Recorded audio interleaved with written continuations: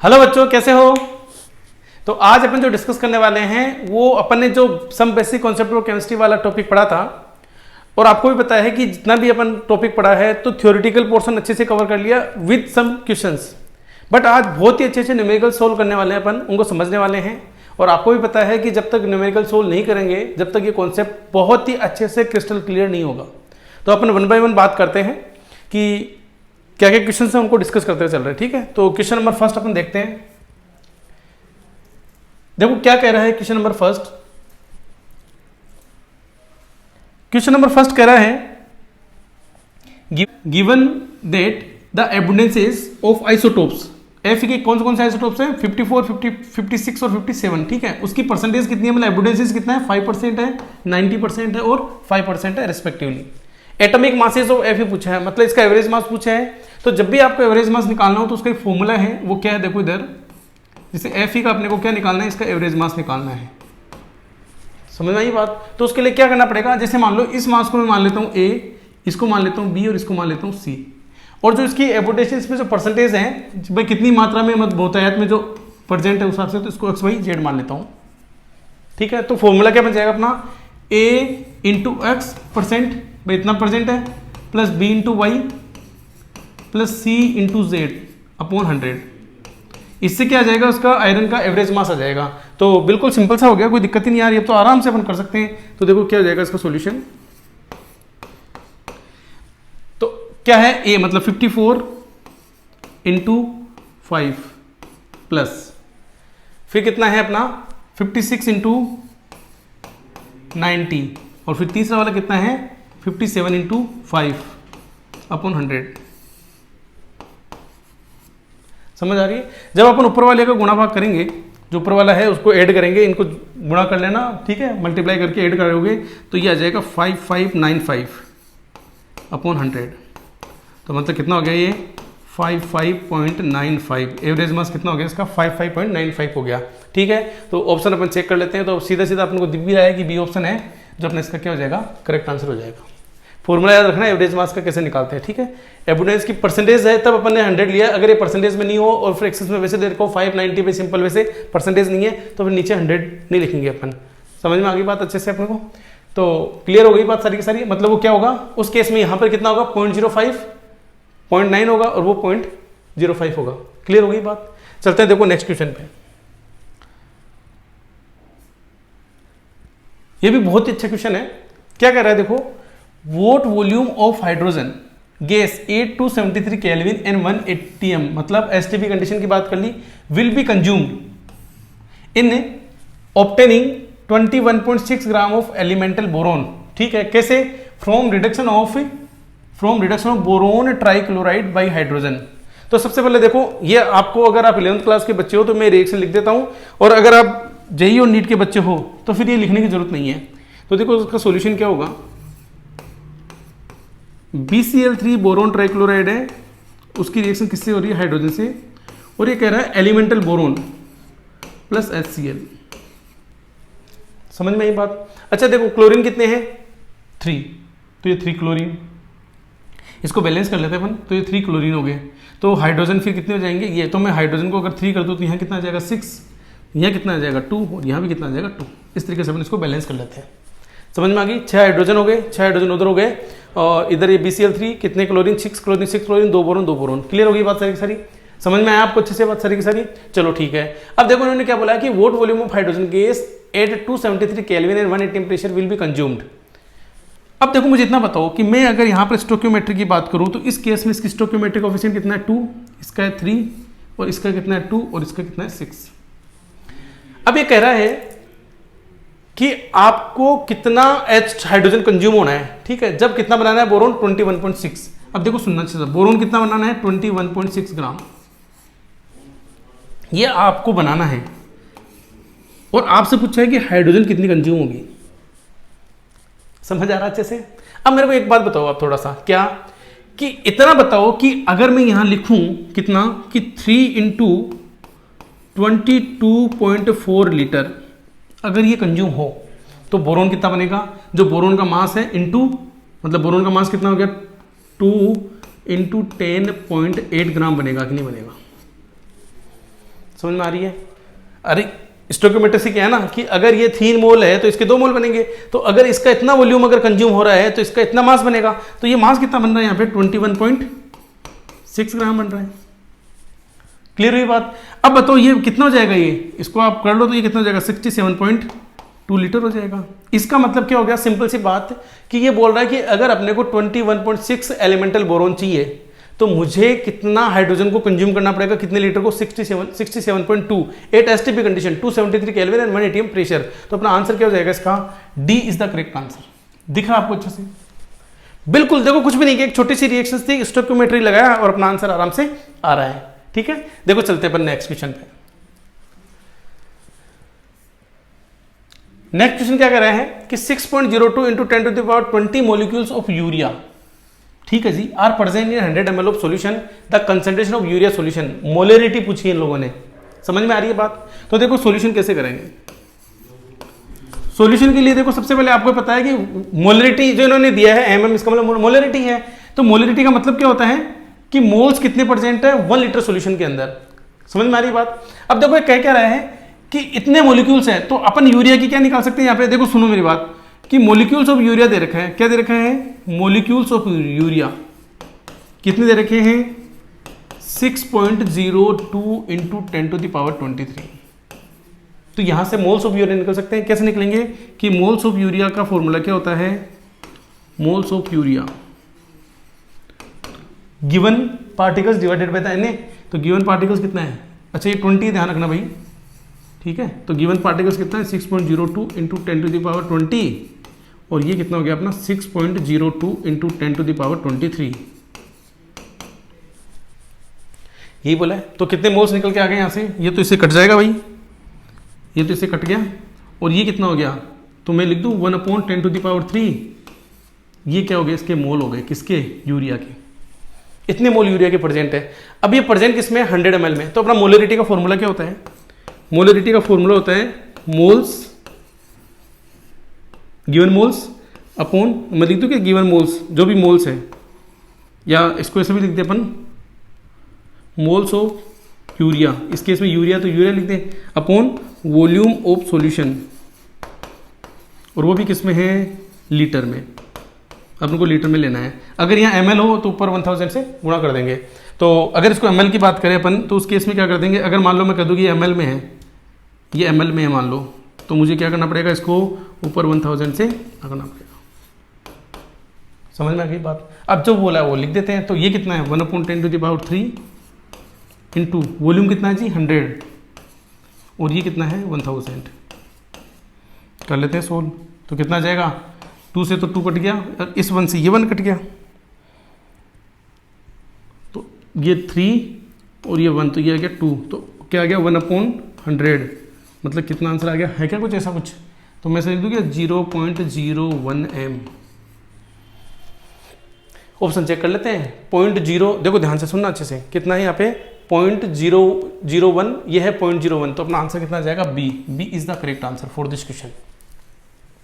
बिल्कुल इजी सा था, ज़्यादा हार्ड नहीं है कि नंबर ऑफ पार्टिकल्स दे रखे, उससे अपने मोल्स निकाल लिए और वॉल्यूम ऑफ सॉल्यूशन अपने 100 ml दे रखा है। अपने को पता है कि वॉल्यूम ऑफ सॉल्यूशन किस में लेना होता है, अपने को लीटर में लेना होता है, तो उसको मैंने ऊपर 100 से मल्टीप्लाई कर दिया और उसके अकॉर्डिंग इसको सोल्व किया, तो अपना आंसर कितना आ रहा है 0.01 आ रहा है कि नहीं आ रहा है।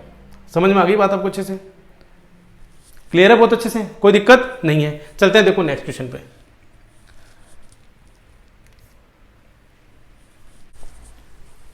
देखो क्वेश्चन नंबर 4 क्या कह रहा है, 2 solution of substance non electrolyte दे रखा are mixed following manner, 480 ml of 1.5 m first solution और 250 ml of 0.2 m second solution. ठीक है, तो यहाँ पर इन्होंने क्या किया है, मोलरिटी बताना फाइनल सॉल्यूशन की क्या होगी। मतलब देखो क्या किया इन्होंने कि इन्होंने एक सॉल्यूशन ले रखा है ये वाला, इसकी जो सब्सटेंस है उसकी मोलरिटी कितनी है m1 और उसका जो वॉल्यूम है वो कितना है v1 है। ठीक है, जो दूसरा वाला है वो ये वाला है, इसके अंदर इसकी मोलरिटी कितनी है m2 है और इसका जो वॉल्यूम है वो है v2 है।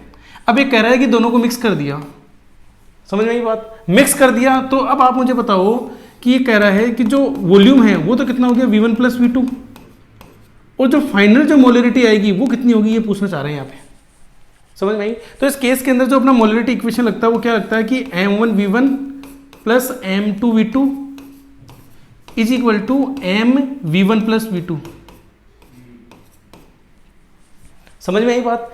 तो अब उस केस में आपको मोलरिटी निकालनी है, तो मोलरिटी कितनी आ जाएगी, जो अपने को आएगी वो कितनी आ जाएगी, m1v1 plus m2v2 upon v1 plus v2। समझ में आई बात सारी? ठीक है। या देखो जनरल अगर मैं बोलूँ तो अगर ये कहूँ कि इसके कितने मोल परसेंट है, उसके कितने मोल परसेंट है, टोटल मोलरिटी बता दें तो टोटल मोल्स कितने हो गए और टोटल वॉल्यूम कितना हो गया, तो total moles upon total volume कितना होना चाहिए, लीटर में होना चाहिए। वो समझ में आ रही बात? तो मोलरिटी वैसे भी आ जाएगी। तो देखो इसको सोल्व कर लेते हैं, इस क्वेश्चन को अपन अच्छे से। तो सोल्व करने के लिए अपन एक काम करें कि m1v1 वाला फॉर्मूला लगना है। तो उस केस के लिए देखो m1 कितना दे रखा है इन्होंने 1.5 इंटू 480, ठीक है जी, प्लस, अच्छा सुनो मेरी बात, ये 250 नहीं है एक्चुअली, गलत लिखा हुआ यहाँ है, ये 520, ठीक है, इसका ध्यान रखना है कितना है, 520 है। तो ये है अपना 520 इंटू, मतलब ऐसे लिख दूँ मैं इसको 1.2 इंटू 520,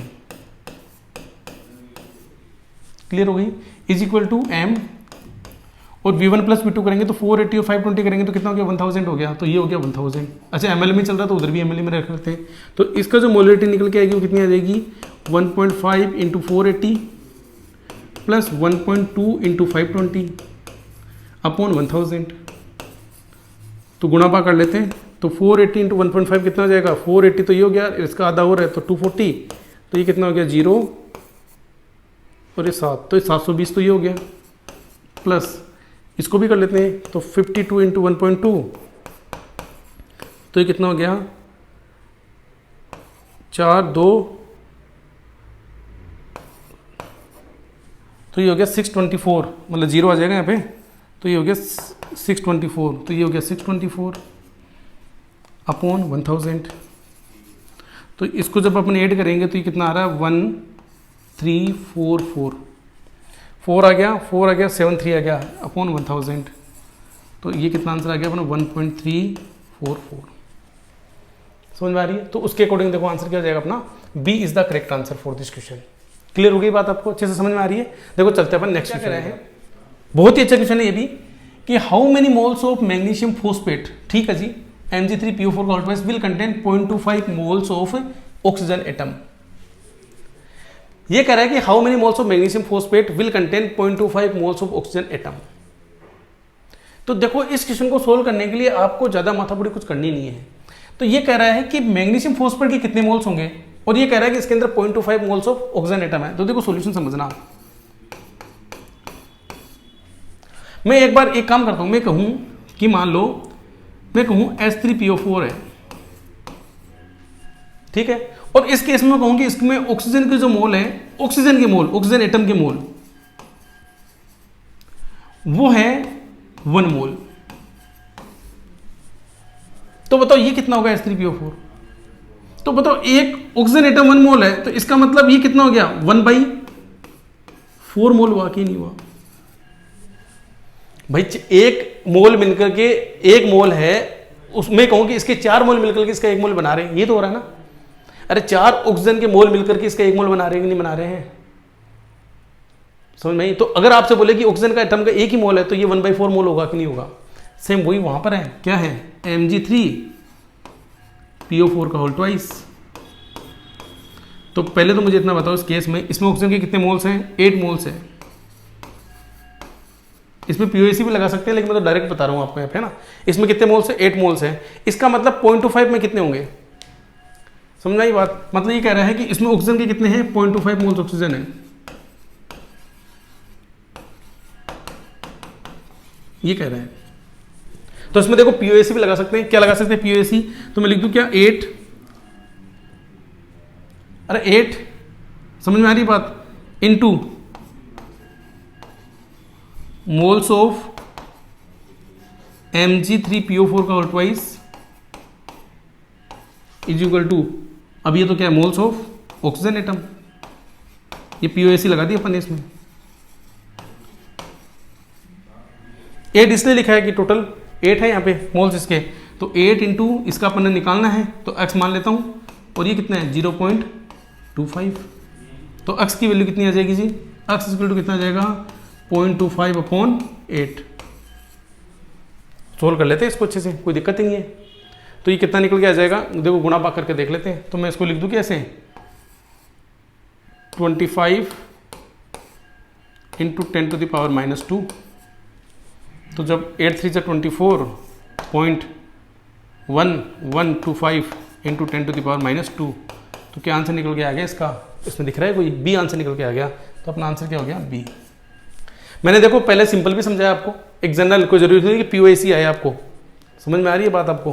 तो पीओएसी नहीं आए तो आपको ये पता है कि पीओएसी लगाएंगे तो ऐसा कुछ होगा, नहीं लगाएंगे तो अपन ये कह सकते हैं कि इस केस में इसको देख लो आप कि इसमें 1 मोल ऑक्सीजन होगा तो ये कितने होंगे 1/4। तो ऐसे ये इतने हैं तो इसमें कितने ऑक्सीजन है 8 है, तो 8 का भाग लगा दिया, सिंपल सा, कुछ नहीं किया। समझ में आ गई बात। चलते हैं देखो नेक्स्ट। देखो नेक्स्ट क्वेश्चन बहुत इजी है, ज्यादा हार्ड नहीं है। ये कह रहा है इन द रिएक्शन एक रिएक्शन दे रखी है, एल्यूमिनियम की रिएक्शन करा रखी है 6HCl के साथ में, ठीक है। इन्होंने इनका यहाँ लिखा है, ये सॉलिड फॉर्म में, ये एक्वस फॉर्म में है।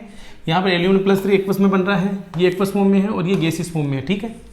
समझ में आ रही है बात। अब इन्होंने कहा, क्या कहा है कि 6 लीटर HCl है तो इतना बनेगा, ये इतना, ऐसा कुछ। तो अपन सबसे पहले इसकी रिएक्शन को लिख लेते हैं। तो देखो इसकी रिएक्शन क्या है, ये रिएक्शन कह रहा है कि 2Al ये सॉलिड फॉर्म में है प्लस 6HCl ये एक्वस फॉर्म में है।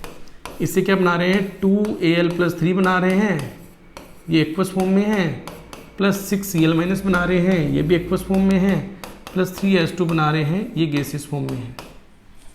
तो देखो ध्यान से सुनना, पहली बात तो गैसियस फॉर्म वाले का कितना होगा, 22.4 लीटर होगा, एक 8 STP कंडीशन। कितना, 22.4 लीटर 8 STP कंडीशन।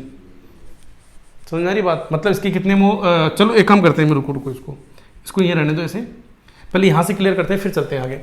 अब देखो यहाँ से एक चीज़ क्लियर हो रही है, वो क्या हो रही है उसको सुनो अच्छे से, कि इसके 2 मोल रिएक्ट करेंगे, इसके 6 मोल करेंगे तो इसका कितना बनेगा 2 मोल, इसके कितने बनेंगे 6 मोल और इसके कितने बनेंगे 3 मोल। ये चीज़ समझ में आ गई, क्लियर हो गई बात। अब देखो 1 by 1 ऑप्शन पढ़ते चलते हैं। फर्स्ट कह रहा है 6 litre HCl aqueous is consume for every 3 litre H2 produce. तो ध्यान से ये बात समझने वाली है कि यहाँ पर जो 6 लीटर है वो ध्यान से सुनना एक्वस फॉर्म में ही है।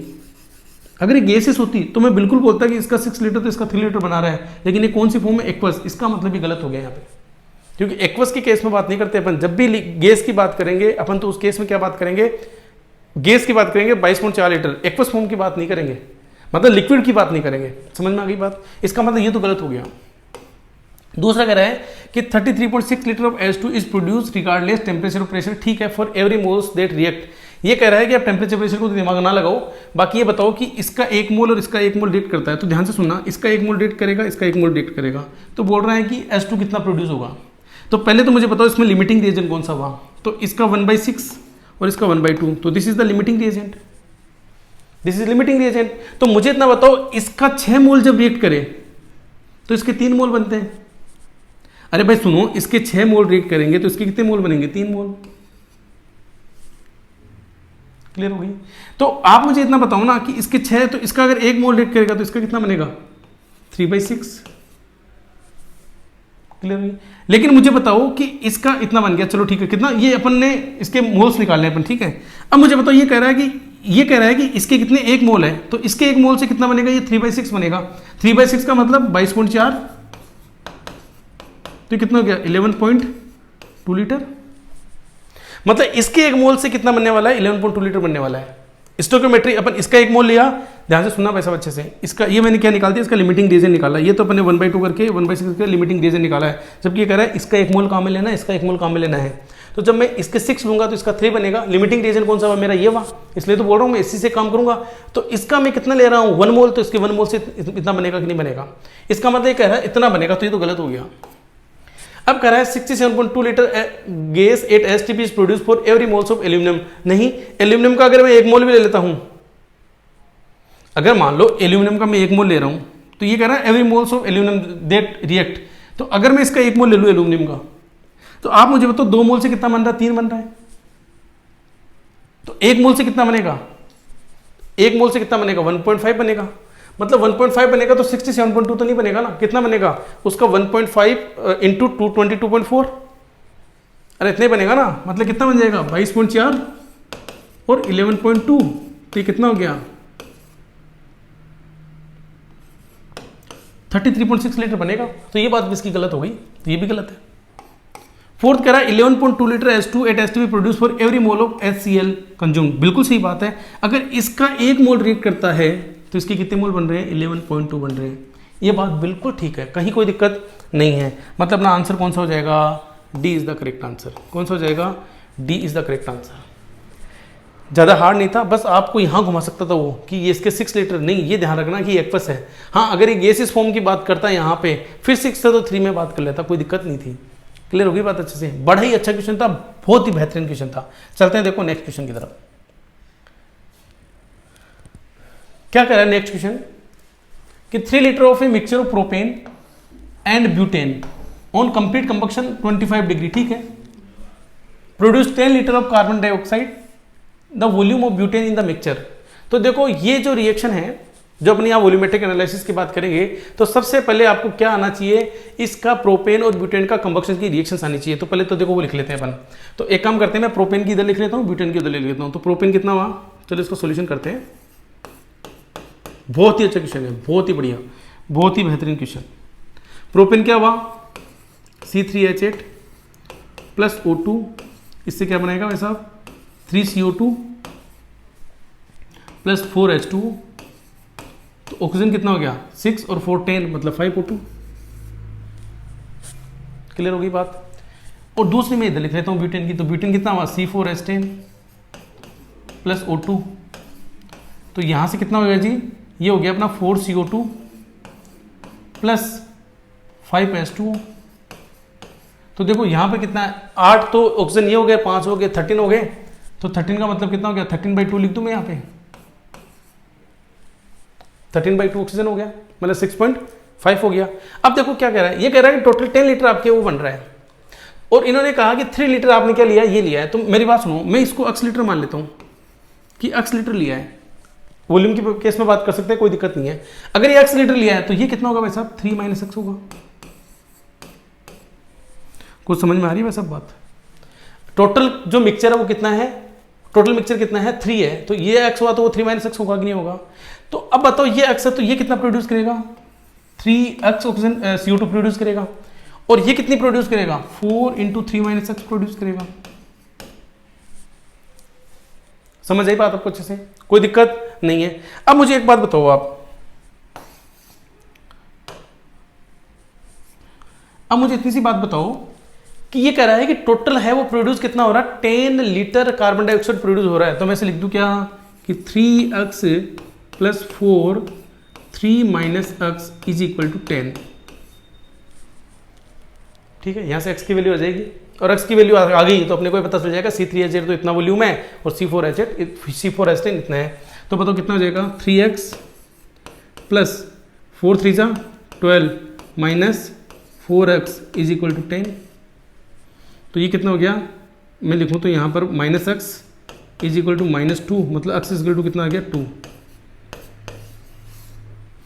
मतलब क्या हुआ देखो समझना, ये कह रहा है इस क्वेश्चन के अकॉर्डिंग कि जो C3H8 है वो तो है आपका 2 लीटर, ये कहना चाह रहा है ना, और जो C4H10 है वो है आपका बाकी का 3 - 2 तो है 1 लीटर। ये अपना यहाँ पर कंक्लूजन निकल गया। अब पूछा क्या है? The volume of butane. देखो ब्यूटेन का पूछा इन्होंने, मतलब ये वाला पूछा है, कितना? 1 लीटर आएगा। अगर ये प्रोपेन पूछता तो कितना था? 2 लीटर। तो 1 लीटर जो इसका आंसर है वो अपना हो जाएगा। तो इसका क्या आ गया अपना? 1 litre is the correct answer. समझ में आई बात? इस तरीके के बहुत अच्छे अच्छे क्वेश्चन जेई में, नीट में ये बड़ी तरीके से पूछे जा रहे हैं आजकल। ठीक है, देखो चलते हैं। तो आपका अपना चैनल है केमिस्ट्री इनसाइट, उसको लाइक करें, शेयर करें और ज़्यादा से ज़्यादा सब्सक्राइब करें, ताकि मुझे मोटिवेट मिलेगा। जितने ज़्यादा आप कमेंट करोगे, जितने ज़्यादा लाइक करोगे, शेयर करोगे, तो मुझे मोटिवेशन मिलता है कि मैं और अच्छे अच्छे क्वेश्चंस और अच्छी अच्छी बातें यहाँ पर डिस्कस करूँ एग्जाम ओरिएंटेड वाली। ठीक है, ओके बेटा, थैंक यू फॉर वॉचिंग।